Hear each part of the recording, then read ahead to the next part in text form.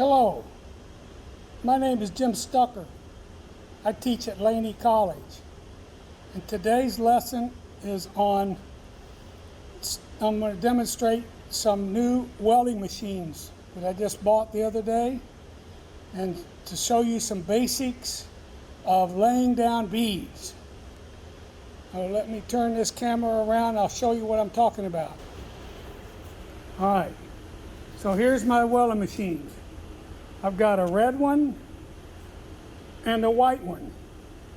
Okay, here's what we're going to be doing. We're going to be laying down some beads. Okay, this is some basic welding 101 with some of my welding machines. Now you can get these welding machines and do this at home or when you're at Micky D's. So let me put this camera in the mount and screw it down so we can get a better angle, so I can use two hands, because it takes two hands to weld, right? You gotta turn this. There we go. You get it close. You get it close. Get a good close up. All right, so I'm going to use the red one because it'll probably show up better. So got some fine china here, right? And so I'm going to explain in another video about why welding is like cooking. Okay, that'll be another video. Maybe I'll attach it to this one. I don't want it to be too long because I don't want to get you tired and bored and wore out. But first of all, before we do any welding, we always got to use and clean up our materials, right? So I'm going to use some Corona No-No juice, right? And I'm going to clean my materials first, right? That's the first thing. Clean the rust off, clean the scale off, burn off the paint, whatever. That makes a nice clean weld. Maybe use the grinder or sanding pad. But so I'm going to use my red welding machine. We're going to lay down a couple of beads. Okay, you ready?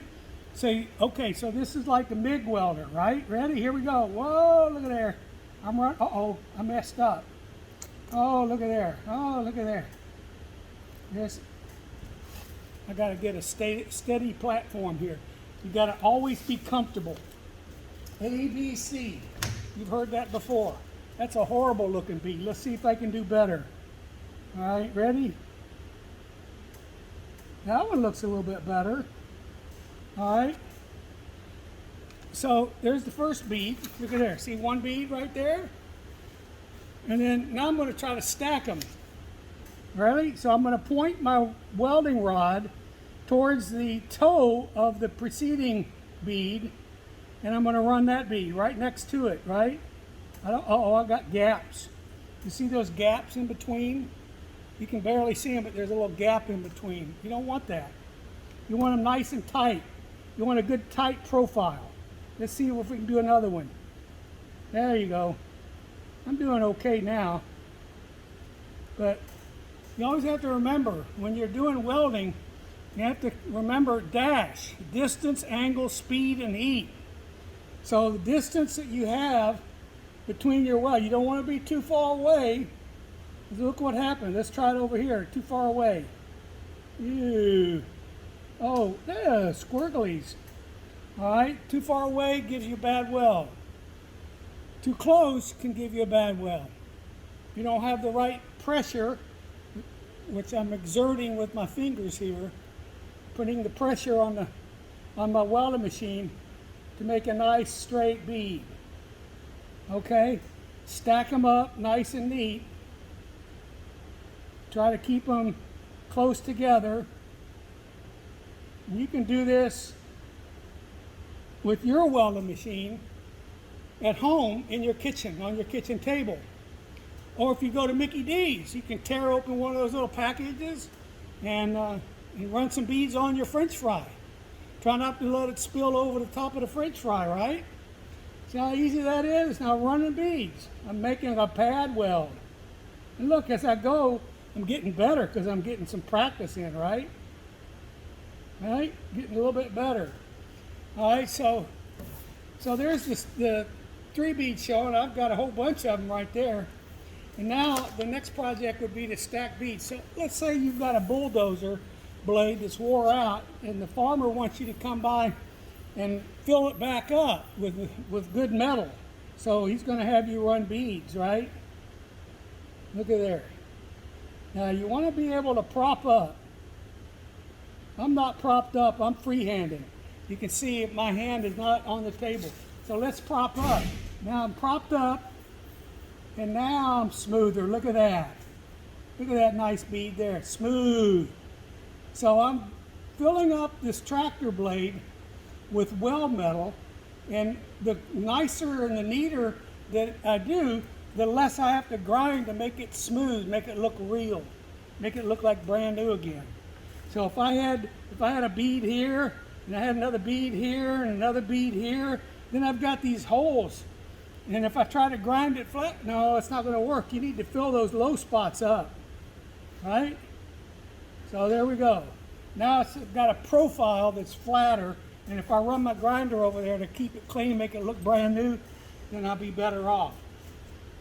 All right, so that's the red welding machine. And of course, we can always do a little weave welding too, right? So just do a little weave welding, right, if you need to. Sometimes it works. And if you got your heat right, you got your speed right, you got the joint just right. So there you go. There's a weave weld. All right. So let's try the my white welding machine to see if that does any better. Okay. So I'm gonna turn it on, and I'm gonna lay a white bead. Now this one takes a little bit more pressure, so I'd have to up my voltage, right? Voltage being the pressure.